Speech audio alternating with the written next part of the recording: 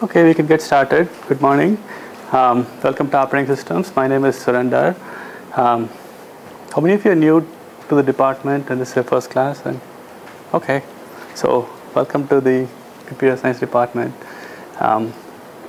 So there's some of my contact details. I have some office hours, but in general, if I'm in my office and you need talk to me, drop by. If I'm busy, I'll let you know. I usually have a camera pointing at me in my office. If you go to my webpage, you can see that. So usually people look at the camera to see if I'm working or talking to somebody. If I'm talking to somebody, most likely it's not a good time, that sort of a thing. I'm also on AOL chat most of the time, especially later at night. So that's an easier way to reach me than trying to meet me in person, right? Or if you want to send email, if it's sort of general questions, send an email to the class list so everybody can kind of follow along, right? So before we start, some preliminaries, right? So we will read papers. So this course is organized as a graduate level operating systems, not as undergraduate level operating systems. So I assume that you have taken undergraduate level operating systems and you're able to sort of take that particular class which I taught in the spring. So I think I handed out the final exam from the spring class. Try to take it. Try to see if you can answer those in some sense without looking at the book and all those things. I'm not going to do some tests to figure out if you're ready for the class. I'm just going to let you evaluate how ready are you to be in the class. I'm free to. Now, I would work with you to help you get through the stuff. But remember, many of you may be taking this course as a core course, right? Which means that you're forced to get certain grades. I mean, if you probably are told the grade stuff. You need to maintain 3.5, which probably means that you have to get at least a B. Anything less than a B is not acceptable. It won't count towards your quals thing. The higher you get, the better it makes it for other courses and all those things. You probably know the drill. If you don't know, talk to the folks who've been here for a year to understand what's going on. So the bottom line is you at least should get A minus, which is probably what will help you, right? If you get a B, you need to get 2 A's in other areas, so which may or may not be easy. What that means is if you're not prepared, right? So we're going to start reading papers starting from next lecture. If you can't read those papers, then you're probably not going to do well, right?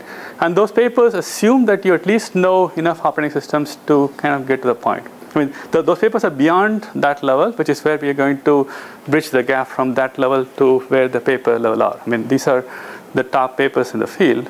But if you don't have the background to start discussing, so if you talk about how some thread scheduling mechanism works, and you don't know what threads are, you don't know what scheduling is, I can't go over those topics, right? So you can. There should be audio, video, and all those things from the previous lectures. Look over them. Look at your own background. See how prepared you are. I can't really help you if you don't have the background. If you don't have the background, the recommended way is for you to take the course and then come back the following fall. Right? Is that clear? How many of you have taken this course before the grad level? I think there's a couple of you, right? So. So you know the deal. I mean, the qual system is meant to be easy, but it's still sort of tricky. So before we start, this is going to be a discussion-oriented class. I'm not going to lecture all the time because you have to read the paper, and I have to test how much you read the paper and stuff. So let's start with introductions, right? Little brief. I mean, just your name and what do you want to achieve. Previously, people typically say, "I'm forced." You know, they I don't want to be here. I would rather be somewhere. But that's okay. Beyond that, what do you hope to achieve with this stuff, right? And something about your prior operating system experience. It's okay to say I don't know much about operating systems, but I just want to get a sense of where people are, starting from, I guess. Well, I'm Jerry Kruzek, and I got a bachelor's in electrical engineering from Notre Dame several years ago. Worked on a master's in electrical engineering at the University of Illinois and have an MBA from, I hate to admit, the University of Michigan. My research interest is primarily networking and also especially security. I'm very concerned that we're taking a very defensive measure with regard to security in IT, and I'd like to see if there are some more aggressive ways that we can go ahead and protect our resources, which gets into one of the things I hope to achieve out of this class, is even a better understanding of operating systems to see whether we can do a better job at the operating system level of protecting our resources. In my home, I've got a collection of PCs. I've worked with Red Hat, I've worked with Solaris and the Windows operating systems, and I also go back to some mainframe operating systems. The OS is on IBM and MCP on Burroughs and that. Okay. Let's keep that. Yeah. I'm Andrew Ryder. I went to St. Edward's University in Austin, Texas, and I hope, I guess, just to get a better understanding of some of the fundamentals of how computers are operated, because I'm going to be working with computers a lot. So, and I'm interested in machine learning and pattern recognition types of things. So. Hi, I'm Rina Thomas. I did my BTech in Computer Science and Engineering from Cochin University of Science and Technology. Well, my research interests are plant fuels in embedded system under Sharon Hu. And about this class, I hope I'll get to know more about the operating systems that I can use in my research field. Hi, my name is Surendar. You can call me Sean. And I have an undergrad degree in chemical engineering. And I got my master's degree in computer science this May. So I came here for my PhD. So this is my first class here. Yeah, I never take any operating system class, but I like this thing. I like Linux. I like to compile a kernel or something. It's fun. So you took a master's in computer science, but didn't take a operating system? I had an undergrad OS in China. Okay, okay. Yeah. Okay. I think it's fun. No, I was kind of surprised that they let you do masters without. Actually, I was a TA for undergrad OS in Michigan Tech. Okay. So I came here. So Okay. I think I'm pretty sure I'm qualified. Hi, my name is Jim. I got my bachelor's degree in computer science from China. My research interest is medical image processing. I'm now working with Dr. Chen. I like operating systems. I want to know more about it. I'm Jujai. I got my bachelor degree in electrical engineering.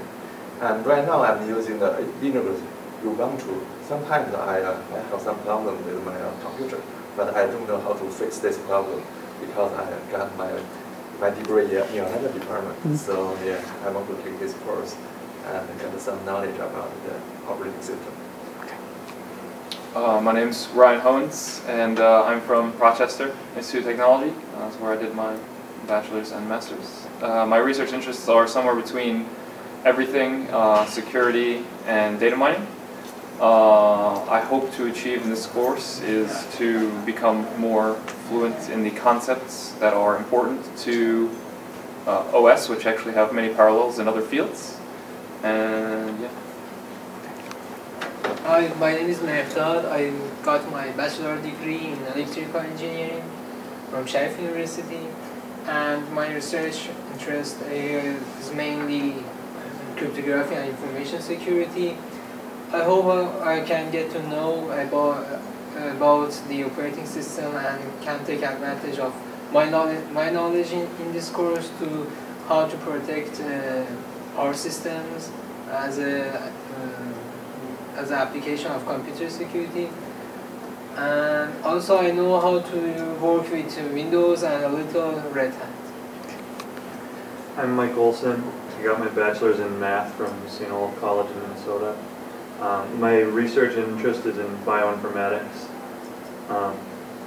I think in this class I hope to get the kind of knowledge so that when I fix things on my Linux boxes at home, that I will know what I'm doing rather than just blindly copying what somebody else wrote down I should do on a message board. I have tried to migrate from Windows to Linux about 4 different times with different distributions and failed almost every time. But I'm going to try Ubuntu pretty soon now, and hopefully that's been easier in my experience, so maybe that'll work. My name is Juan Buyan. I work with Dr. Tang on distributed scientific database. So I work with Condor a lot, so I get to understand system programming. That's what I want to get out of this course. and I need to get this course to bachelor. So. My name is Sarah Baker. I went to North Washington University, and I'm working in biometrics with Dr. Flynn Boyer on iris recognition. And to be out of this class, I'd like to learn more about operating systems and how to use it in my research. Hi, my name is Jim. I did my undergrad from National Institute of Technology, India, and my research interests include pattern recognition, machine learning, data mining, those kind of things. I have some experience working with various flavors of Linux and Windows. So my intention from this class is to deepen my knowledge more on those in order to help in this. I'm Nate Rowland. I got my bachelor's degree in 2007 from Notre Dame Computer Science. I'm currently working in experimental systems on a collaborative file system for laptops. And those who know me know that I haven't encountered too many computers in my apartment.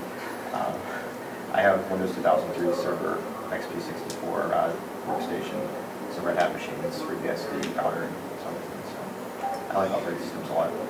I hope to get out of this class a different perspective on operating systems, perhaps increase my understanding of timing and synchronization and some of those things.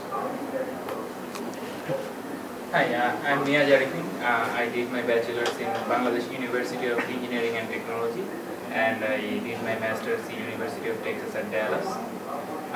Though I took the operating system, Red operating system in UT Dallas, but I saw in the website that this course material is very different from that. So I hope to learn from this course, and my research interest is in algorithms and databases. Okay. So one of the themes I get is we want to know more about Linux and Windows and all those things, right? Unfortunately, you'll find that we're not going to do that, right? We're going to do very little of, I'm completely agnostic about what operating system you use and stuff. One of the main things about operating systems that you guys have to I hope that you will understand after the classes, it's all about trade-offs, right?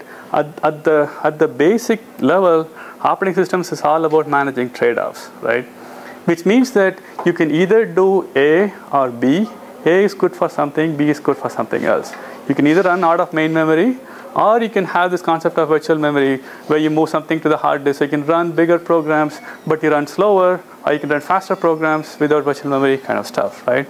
So it's always about some trade-off. It's never about one absolute technique. So each of those may be implemented in your favorite operating system, Mac or Linux or Windows. And I have my preferences on what I would like on my home PC, what I would like to do for research, what have you. And each one has its own pluses and minuses and stuff.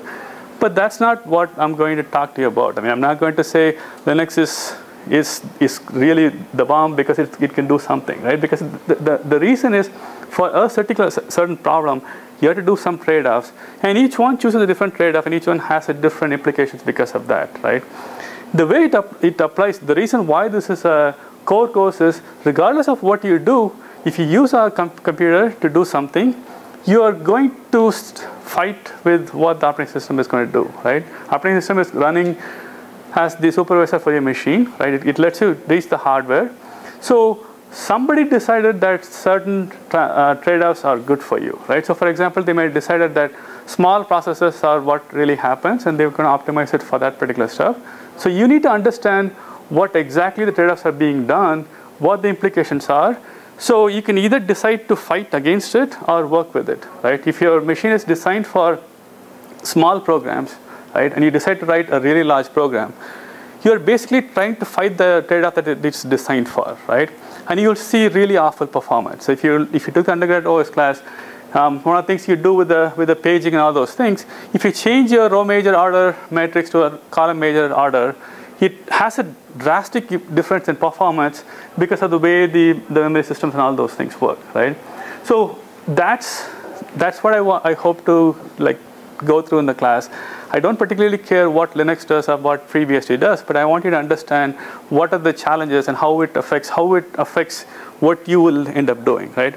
Because whether even if you never look at the operating system ever again, you are forced to deal with it because the decision that they make affects you, right?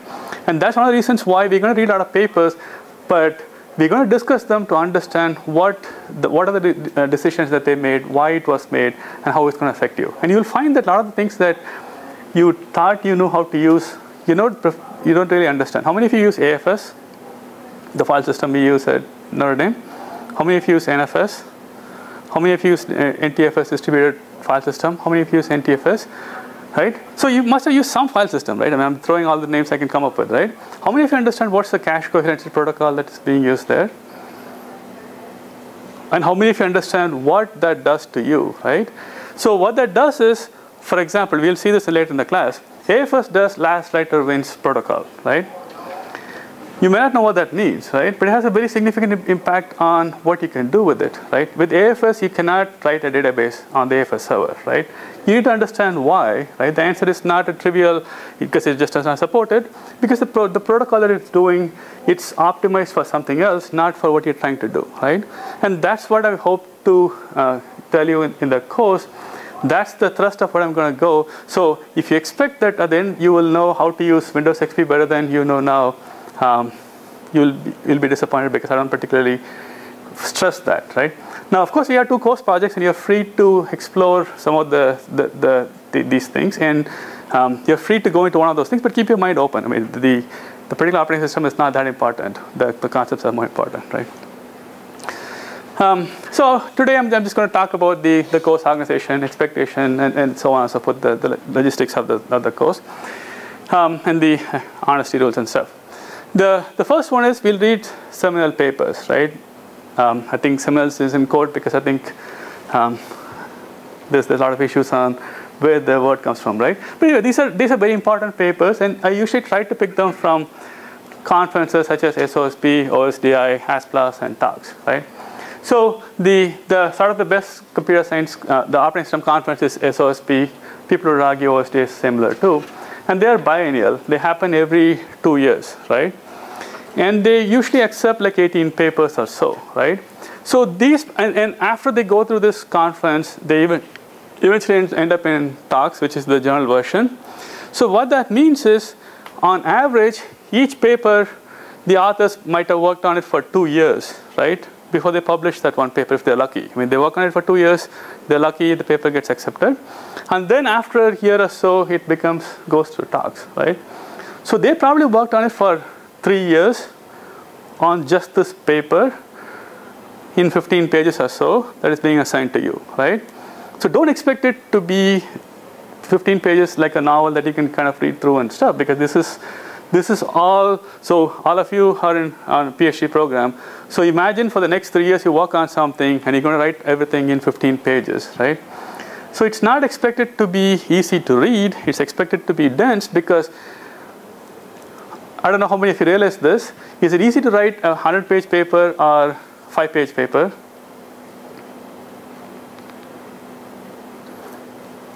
Depends. I mean, the 5-page paper, if you're looking at something to be completely detailed and concise, that's a heck of a lot harder. The undergrads usually say 100-page paper. I mean, the 5-page paper, right? Because they're like, I can't write 100 pages, right?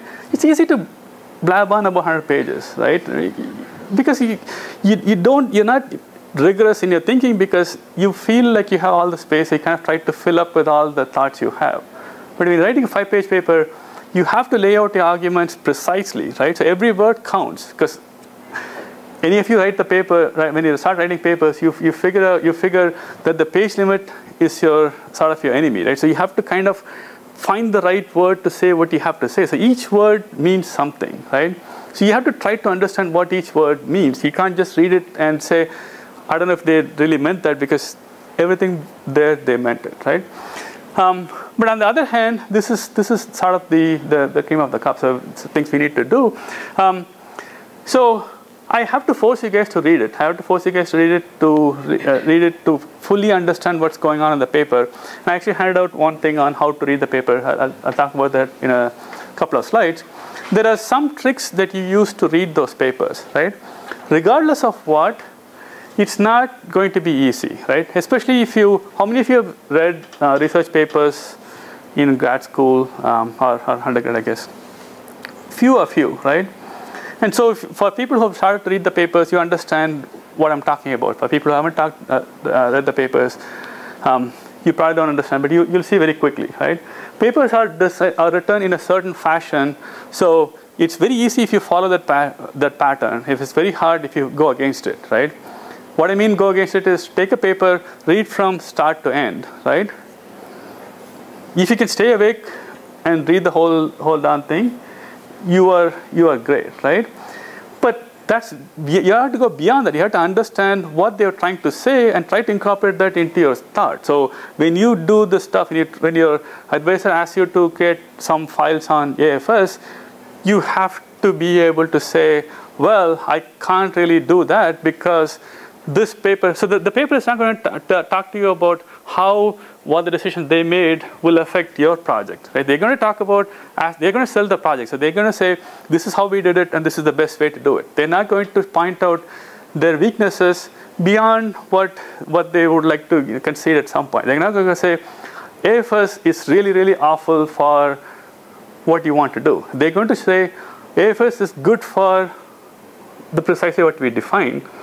If you don't understand so you need to be able to understand what it is good for and what it is not good for, which is not in there, but you need to try to understand those. And I want you to incorporate that into your collective knowledge, which is the reason why it's a core course, right? And so you're not trying to understand it not just for understanding what's going on, but I want you to get it into your bones what the trade-offs that are being discussed there, right? So usually you'll find that discussing the paper is very hard. I'll give you hints on how to read the paper. But usually what happens is it's good to discuss it with people, right? You can kind of say, this is what my understanding is. Somebody says, no, my understanding is different, right? Either because they read it differently or because everybody has their own background. You come from a different background, you have their different operating systems and all those things. So you read something different from it, so you would have to do the discussion. So we're going to discuss this in class, but unfortunately the class is only an hour and 15 minutes, so we can't go through all the stuff. So I want you to read the paper. We'll give you hints on how to do those stuff, and then collaborate amongst yourself and try to understand what the paper is talking about, right? So be sincere about the discussion. This is not designed for. There are no grades for reading the paper because the course depends on the stuff, so I don't have to kind of test whether you read the paper. You notice it from other stuff. And even after the warnings, I see people don't want to read the papers at some time. So I'm going to have to put some rules. One of the rules is you have to email me something, as a little text of what you thought the paper was and what you liked about it and what you didn't like about it, right? You can send it to me as one email message. You don't have to send one for every group member. And as we'll go through the honor code, you have to tell me who all discussed this, right? I'm not going to evaluate it. This is basically for you to kind of tell me what you've done. And I want this like 5 p.m. the day before the class, and for Tuesday class, Monday, and so on, just so that you have time to think about it, right? I don't want you to come into class at 10:55, send me the email, and not be able to digest it, right? And most of the things you'll realize that for me, when I take a shower, it kind of like sinks in. You kind of like thinking about something and then kind of sinks in. So I want you to go through the stuff. The other catch is you are free to discuss it with your friends right up till the class, and we can discuss it in class. And after that, you're not allowed to discuss it till the homework is due, right? I'm going to give you homework assignments based on those papers. So if you didn't bother to read the paper and you didn't ask the right set of questions at the classroom to understand what is being discussed, then you're kind of setting yourself up for a tough time reading the paper all by yourself, right? So is that clear? So form as many groups as you want. I'm not going to insist how many people should be in part of a group. And if you have groups where somebody is not doing their work, you're free to work with them or not, because there is no penalty for not wanting to learn. You don't get the grades at the end, right? But otherwise, use these kind of resources as much as possible, because as you will find, you don't always have the time to read all the papers. You don't always understand all the concepts. And these papers I can guarantee you, they're not necessarily the most easy to read. They're easy to read once you know what you're doing, but I'm assuming that that's why you're here, right? So does that make sense? So I can't stress enough of this. If you don't read the paper, then what I say in the class would just go ahead. I can't possibly explain all the nuances to you. And it's not about what is in the paper. It's about what is in the paper and what it means in the larger scheme, right? And we'll see what that means, right? So course project, right? Traditionally, operating system courses have a course project. They have to, like a one large course project. People have taken courses elsewhere. Here, you tend to have like 50% of the course for a course project. You have one large course project and stuff. I'm trying something a little different here, right? This is based on the observation that most people don't start on the project till the very end, and then they try to cram something up, and then it's kind of you turn in something. But the real bottom line is, the project, I expect you to have a report and a presentation, right? That's part of what you're going to do all your life in the grad school, but at least I want to stress a thing. If I have one course project, I can never give you feedback. I can tell you what you did wrong, but I can't really see you kind of fix those, right? So you're going to have two course projects, which is really one course project split into two projects, right? And it's a group of 2 projects. If you want a larger group, talk to me. I'm flexible on what you want to do. If you have some idea that you want to explore, talk to me and you can go with that. For people who don't have idea what they want to do, I'm going to have 2 projects, right? I'll say about this in a little bit. But first, what the project is not, right? This is not a programming project. I'm not trying to see how good you can program, how many lines you can program, whether you can program in C, Java, Perl, whatever, right? That's not what this course is about, and that's probably not what your advisor cares about for your own research. You don't say, my research idea is not that good, but I wrote it in 10,000 lines of Perl, right? Which may be achievement, but that's not what I care about, right? So all I care about is you write a report. 6 pages is, I think, what I had. In some readable format, don't use like a 1-point font to turn in the report, where you describe what you did and what you learned, right? I don't particularly care about the programming language or operating system you use and all those things. And I'll show you a little bit what kind of resources we have for you to do this stuff, right? So you can either do the project that some suggestion I give, or something that helps your research, what have you. But I want it to be 2 projects, so you can submit a report on the first one and give you feedback for the second project. I hope to see improvement. For the presentation, I hope to see improvement. What I'm looking for is for you to understand what problem you're trying to solve, and why it's important, why I should care, and what is the intuition behind what you're trying to do, and why you hope that it will work, right? And why you hope that you'll find a solution. It's not that important whether you actually find the solution or not, because it's a month or 2 project. So I don't expect you to come up with something that is publishable. It's good if it's publishable, because most of you want publications and stuff. But the key here is for you to get through the process, not necessarily the output, right? Which means that you don't have to be novel. I don't care about novelty. So you can take some paper that you like and you want to repeat the same thing, right? In the same exact setup or something a little different or what have you. I'm not looking for novelty. I want you to do the same thing, right? I mean, of course, you can't copy the results, but if you find a paper which talks about they did this for desktops and I want to do it for the desktops here, that's perfectly fine. You can do the exact same stuff that people did, but I want you to think of why, because I'm going to ask you why you did that. Why did you? What came to your mind to do that, right? So the most important part is why. The least important part is the programming part.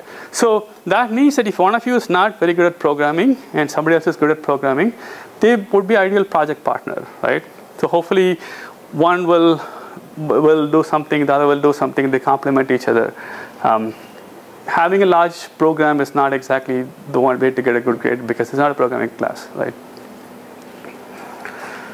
So the way I split that is, first one, you measure something, right? Because most of the systems, when you want to do trade-offs, you have to understand that there's some problem, right? So you need to kind of measure the system.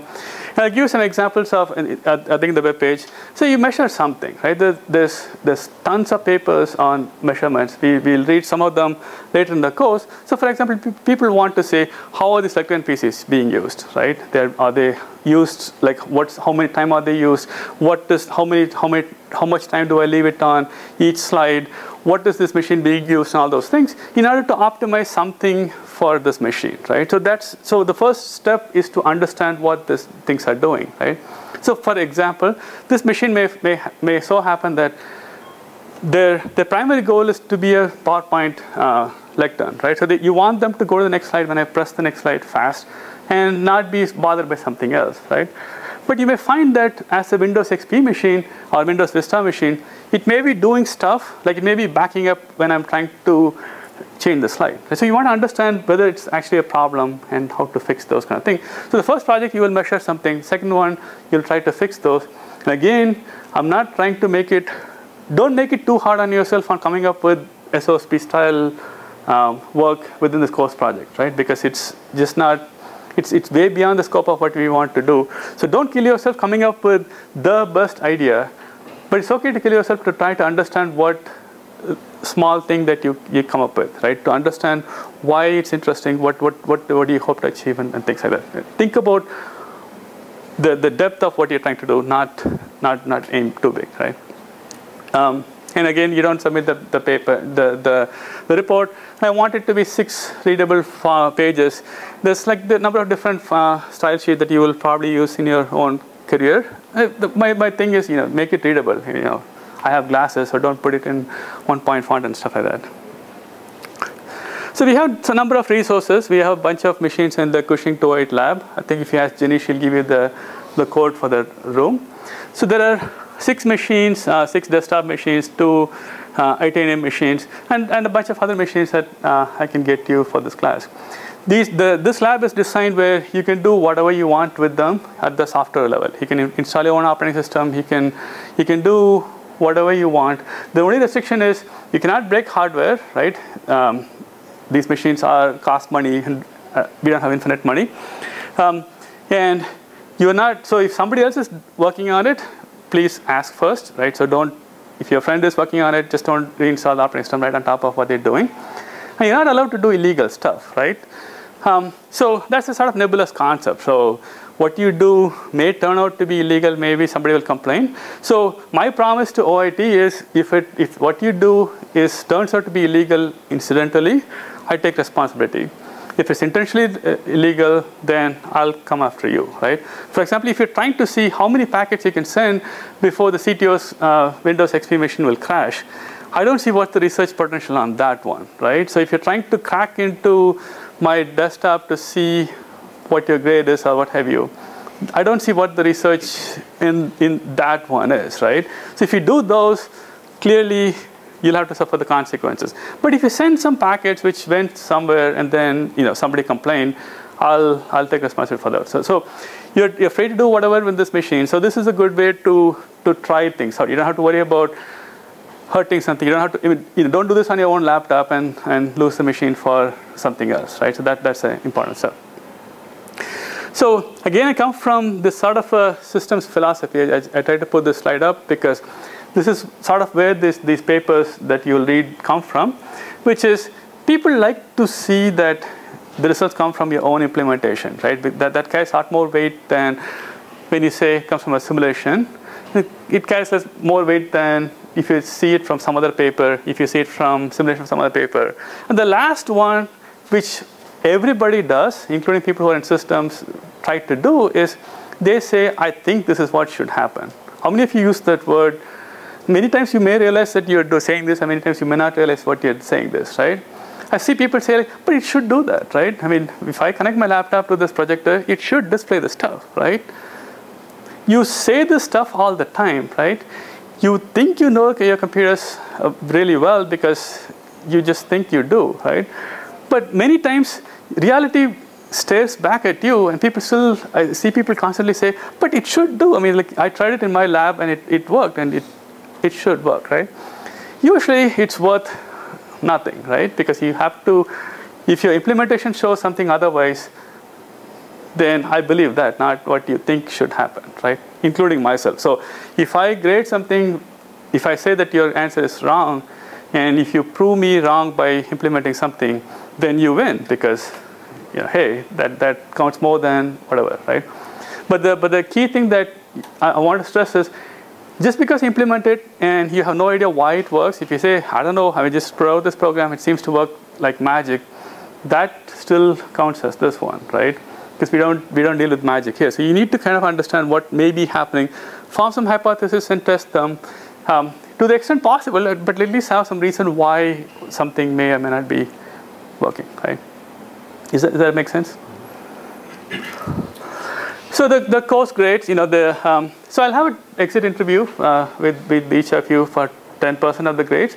Basically, I want to try to see how well you understood the projects and how it ties with what you did, kind of stuff, right? The midterm and final exam, midterm is 10%, final exam is 20%, take home, open book, open notes kind of things. And assignments, there are 6% each. Essentially, the course is divided into 5 different sort of modules. If you look at the course page, there are 5 different modules. Each one of them, after the end, I'll give you a homework assignment, take home, sort of in what we did. And so you have 5 of those. So essentially, this and this component is based on the papers, right? The concepts in the papers. The projects, 2 of them, I can't do math, but there's 30%, right? So third is for the project, and the rest is for homework assignment and the exam, right? The exams are time bound, and the assignments are not time bound. That's the sort of difference, right? And ideally, since this is being a core course, you would if you ever challenge what you learned in this class, and if you think that the course grade you got was not indicative of what you learned, you would probably contest it by showing the final exam and say, hey, look, I showed that I understood everything in the paper, kind of stuff, right? So that's the grading scheme. Are there any questions about how we're going? I don't follow the usual 90% for A and all those things. I kind of look at the how the class grades are turning out, right? So if there's a big difference drop in some grades, so if there's a bunch of you in 95 and then the next bunch of you is in 85, then it's clearly the 95 should be getting some grade better than the other one. I usually don't go by half points or something. So if you got 90% and somebody got 89.5, I don't like to say the 89.5 should get a B or something, right? So some other details, more details are on the web page. So essentially, if you reevaluation, so we don't have a TA for this class, so I'll be grading those stuff. If there's a mathematical error, is clearly you get the points. If it's a partial credit, right, then I'm giving the partial credit hopefully by looking at all the stuff that people did. So if I give you more points because you think your partial answer deserves more, then I have to reevaluate the whole class, right? So I have to give you a penalty for you to challenge it, right? So that doesn't mean that you can't talk to me. Talk to me to try to understand. So if what you wrote is not what I think you wrote because of the way things were written, then it's clearly something we can discuss. If you have some proof, like implementation or simulation or somebody else's simulation to show this paper showed this, so that's why my answer is true, then clearly you win. If it is just hearsay, you think that you deserve more points, then you have to give me in writing why you think you deserve more points. And I have to evaluate that based on, it only applies to partial credit, right? So the problem is, I probably did the whole class based on that, whatever criteria I had. So rather than me going to the whole class, I'm going to make you do work to convince me that you deserve more points, right? Most of the time it doesn't, it's not a problem, but if it is, then this is what we'll do. And lateness policy, there are no submit it at the time, right? So the homework assignments, drop it before the class, and the 5 p.m. Deadline for the reviews, right? Except for unforeseen emergencies, right? So foreseen emergencies are not acceptable, right? And you will see where they turn up, right? So some people say, I have to go for a conference, and the conference happens to be on the day that deadline happens. That's a foreseen emergency. I mean, unless you just took the flight and left right before class, you should have sent me email. We could have worked something out. I'm fairly flexible if there's a good reason for it, right? I'm not very flexible if you have no good reason for it, right? So if you're going to a conference, you should at least have the courtesy to tell them, that you're going to be in a conference on the day. So you should make efforts to either email me the report or what have you, right? Don't come back from the conference and say, well, by the way, I was in a conference, I couldn't submit the work, right? You guys are grad students, so I don't have to tell you the details, but it's just there. So collaboration is acceptable, it's encouraged, except for the little twist I had to say for making sure that you read the paper, right?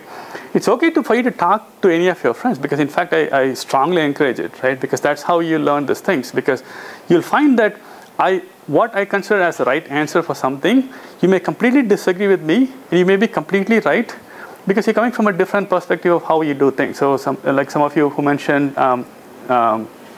cluster computing and stuff, they have a set of assumptions which are different than what distributed systems in the AFS kind of setup do. So what they consider to be accurate and correct may not be what I would have naturally thought it is because of different assumptions, right? So the more you discuss with people, the more you realize that whatever you thought was absolute truth is not that absolute, because it depends on assumptions that you couldn't articulate before. And so you have to collaborate with other people. But as in any paper that you write, you have to give credit, right? If you don't give credit, in this class, I consider that to be cheating, right? In professional circles, if you don't give credit to a paper, you are black marked. You suffer far worse consequences than I can ever do, right? If you write a paper where you stole somebody else's idea, your career takes a significant hit, right? It doesn't take any hit at all if you say, my work depends on the discussion I had with the entire class, right? It does not diminish your work at all, because I'm not going to take away points from you for discussing with others. And the way I do that is through the Gilligan's Island rule, right? It's a long thing, it's the web page too. But the idea here is I want you to discuss to understand what's going on. I don't want you to discuss so you can copy the answer, right? So discuss all you want, but I want it to settle in. So one of the rules you do that is to watch TV, right? So that's one reason I want it to be like 5 p.m. So if you send all the stuff, if it sinks in, if I ask you something, you know what you wrote, right? If you had a discussion, so when you have a discussion, you're not allowed to take notes, right? So you discuss the problem, you go home, do something, and you write down. Whatever you write down is what you understood, what you did. So those things look like it came from you because it has your knowledge to it. If you don't follow the rule, then essentially it looked like you all had the same answer. That's not acceptable. Except for the summary, you can send one summary for the whole class. But in the class, if I ask you, so what do you think of the paper? I don't want all the group members to parrot the exact same talking points, because this is different. Does that make sense? Right? At the end of the day, when you finish the OS project, if some other faculty in the department says something about, so what do you think of the AFS consistency model? Hopefully you'll be able to say something intelligent and smart, right? And not like, I have no idea, right? It's not gonna look good on me, and most importantly on you, right? Are there any questions about the logistics so far? So how to read a paper, right? And actually, the one-page handout you have is excellent, right? I mean, this is the collective knowledge from the community for a long time, and people kind of added to this one, right? The main reason you're reading a paper in this class, because I told you so, right? And you need a grade or whatever. But hopefully the real reason why you read the paper is you're trying to understand what they're saying and what that does for you. Like, how is it going to help you, right? So the reason why people write papers is they want to get papers accepted so they can graduate, get a PhD, move on, do fun stuff. The reason why you're trying to read a paper is you're trying to see how is that going to help me, right? So you have different goals. They want the paper to be accepted, so they're going to say this paper is the best paper you can ever imagine because we have this problem and we're going to discuss this. So they're not going to critique their own paper. They're not going to say this is the problem we can't solve, and this is why our paper is really awful. This is all the reasons why you should not trust our results, right? Nobody's going to do that because, as you realize, it's not going to go anywhere, right? So they're going to talk about what is good for them, and you have to be skeptical. Regardless of how good the paper is, regardless of what it is, you have to be skeptical. You have to look at each decision. So they're going to say, our decision is we made a right turn because of, they'll give you reasons, right? That doesn't mean that, just because they can try to convince you that that's the right decision, does not mean that I want you to be convinced, right? Because they're making a decision at that point, and whatever decision they're making probably helps their system perform better. But you have to understand what happens if you take the other route, right? And maybe in your system, when you come up to do something, you may have to take the other path. So I want you to be completely skeptical. People write the paper as abstract, which traditionally tends to say everything about this paper, right? If you don't read anything, you should be able to read the abstract and understand what the paper is talking about. Then they give an introduction, motivation, problem description. They may be part of one section or what have you, where they try to tell you why this problem they're trying to solve is important and why you should care. And then they have a conclusion in future work where they sort of repeat what they said, right? The reason why they have to motivate you is most of the problems in systems, in operating systems, are made up, right? I mean, it's not inherent like a math problem or something. So you have to convince me that this is a problem that needed to be solved, right? So you need to convince me that this is a problem that's what was solving. So for example, if your motivation is I want to run Windows 95 on my desktop, would you think it's a good motivation?